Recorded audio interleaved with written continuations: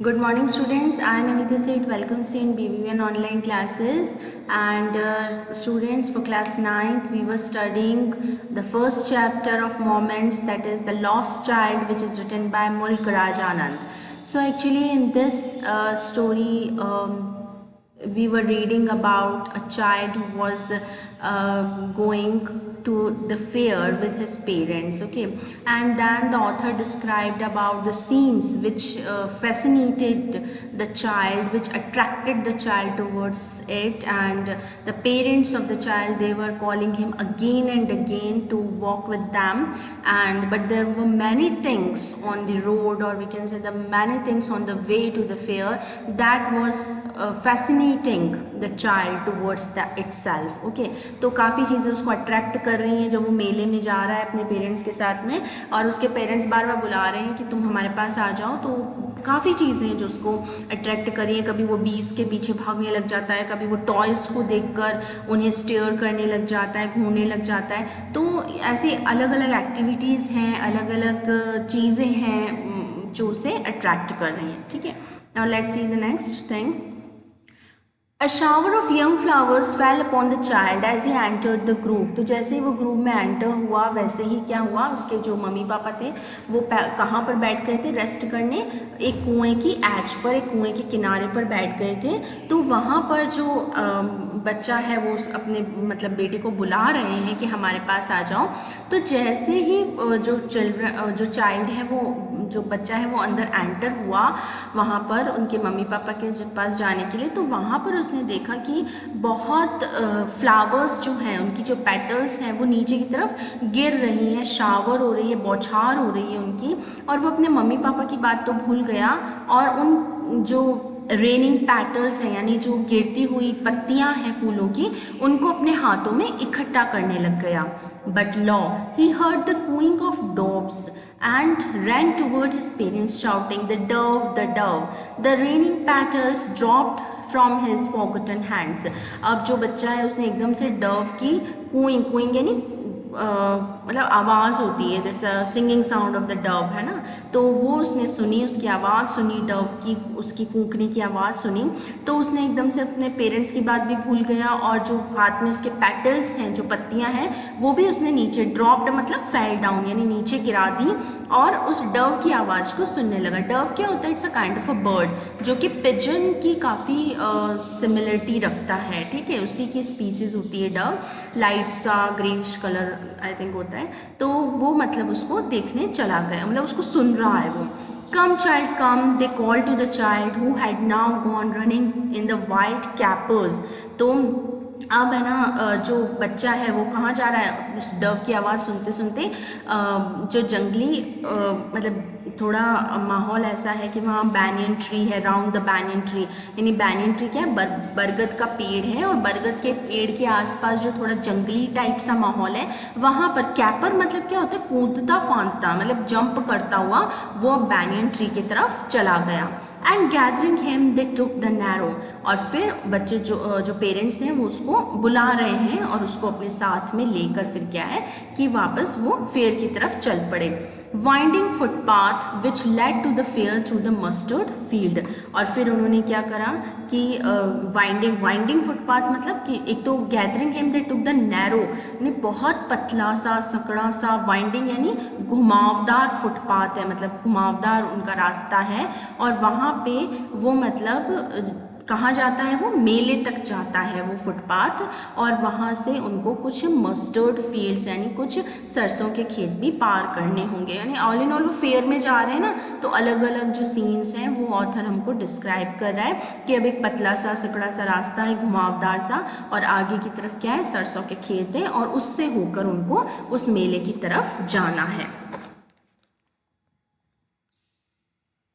As they neared the village, the child could see many other footpaths full of throngs.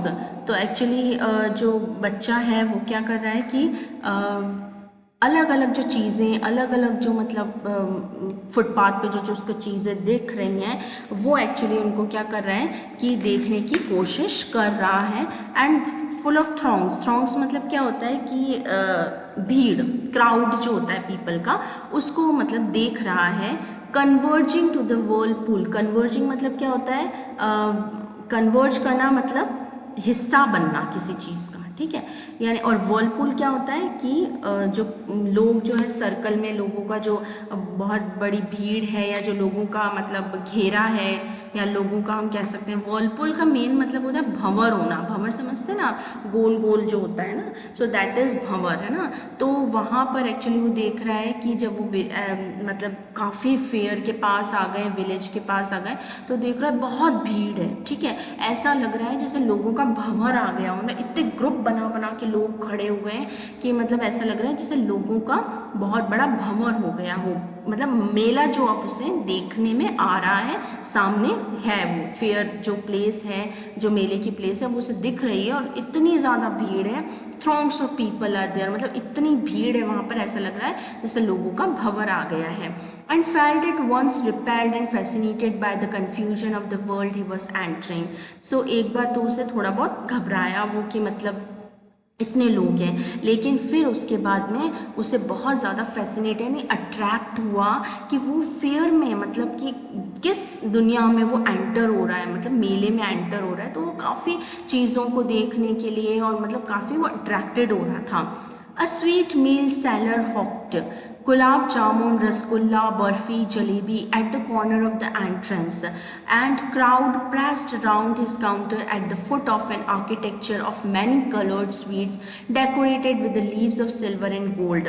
तो एक जो मतलब मिठाई वाला है वो मतलब हॉकर वहाँ पर बैठा है और वो जोर जोर से चिल्ला रहा है, मिठाइयों के नाम ले रहा है, और वो जो मेला है उसके एंटर होते ही कॉर्नर में वो बैठा हुआ है और बहुत सारे जो लोग हैं वो उसके काउंटर के आसपास में घूम रहे हैं और वो वहाँ से कलर्ड जो स्वीट्स हैं, अलग अलग कलर की, अलग अलग लीव्स से जो डेकोरेटेड है, सिल्वर गोल्ड लीव्स से जो डेकोरेटेड हैं, वो मतलब देखने के लिए आ रहे हैं। वो फैसिनेट हो रहे हैं, अट्रैक्ट हो रहे हैं उस मिठाई की शॉप से। The child stared up open eye and his mouth watered for the barfi that was his favorite sweet। अब जो बच्चा है वो घूर रहा है उस मिठाई की दुकान पे, उसकी आंखें बिल्कुल ओपन रह गई हैं, फटी की फटी रह गई हैं, और उसके मुंह में क्या आ रहा है, पानी आ रहा है बर्फ़ी को देखकर, क्योंकि बच्चों को मिठाई बहुत पसंद होती है। तो अब उस बर्फ़ी को देखकर उसके मुंह में पानी आ रहा है जो उसकी फेवरेट मिठाई है, और उसके मन में क्या आ रहा है, आई वॉन्ट दैट बर्फ़ी, मुझे तो वो बर्फ़ी चाहिए।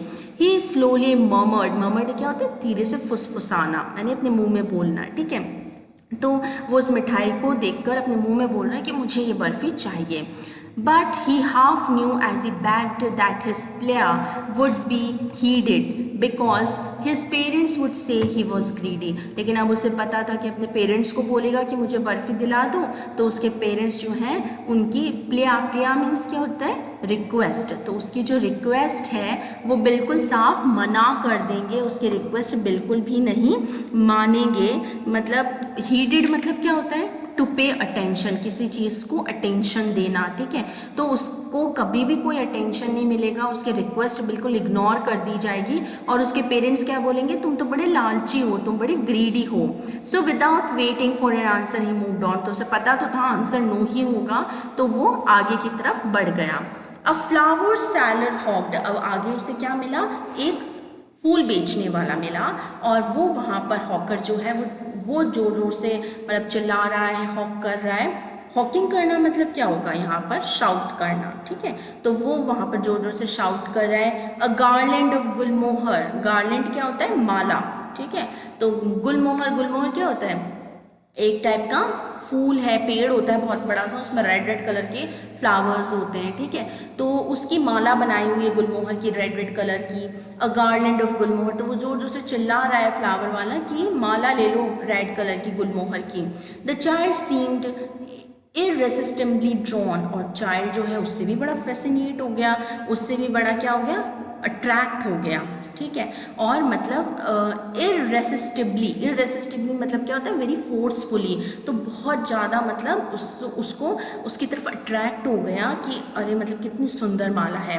ही went towards the basket where the flowers lay heaped and half murmured I want that garland. So अब वो उस बास्केट की तरफ गया जहाँ पर वो जो फूलों की मतलब फ्लावर्स गुच्छे बन के, या हम कह सकते हैं जो फ्लावर्स का कलेक्शन है, बहुत सारे ढेर सारे फ्लावर्स जो हैं वहाँ पर उस बास्केट में हैं, तो वहाँ पर वो गया और धीरे से बोला कि मुझे ये माला चाहिए। But he well knew his parents would refuse to buy him those flowers because they would say that they were cheap. तो उसने अब उसके फिर पेरेंट्स का आंसर मालूम है, अब उसे चाहिए फ्लावर्स, लेकिन क्या बोलता है कि मुझे पता है कि मेरे जो पेरेंट्स हैं वो कभी भी क्या करेंगे, मुझे फ्लावर्स नहीं ला के देंगे, क्योंकि वो क्या बोलेंगे कि ये जो है बड़े चीप हैं, मतलब बिल्कुल सस्ते से हैं, बिल्कुल अच्छे नहीं हैं, ये क्वालिटी अच्छी नहीं है या हमें अच्छे नहीं लग रहे हैं, तो वो मुझे कभी नहीं दिलाएंगी वो flowers. So without waiting for an answer he moved on. फिर वहाँ पे भी उसने वेट नहीं किया, उसे इंटरेस्ट था फ्लावर्स लेने का, लेकिन उसने वेट नहीं किया और फिर वो आगे चल पड़ा। A man stood holding a pole with yellow, red, green and purple balloons flying from it. अब आगे उसे जाके कौन मिला, एक आदमी मिला जिसने एक पोल, एक खम्बा सा, एक मतलब एक लकड़ी सी पकड़ रखी है और उस पर बहुत सारे रंग बिरंगे बलून्स हैं, red, green, yellow, purple colour के, और जो कि उड़ रहे हैं, मतलब जो ऑब्वियसली स्ट्रिंग से बंधे हुए होते हैं किसी भी रॉड से, तो वो क्या होते हैं, थोड़े थोड़ा हिल रहे होते हैं ना। The child was simply carried away by the rainbow glory of their silken colors and he was filled with an overwhelming desire to possess them all. अब इतने रंग बिरंगे बलून देखकर तो चाइल्ड जो है बहुत ज़्यादा अट्रैक्ट हो गया, उसके जो डिफरेंट कलर्स हैं उसको देखकर मतलब काफ़ी ज़्यादा वो मतलब अट्रैक्ट हो गया।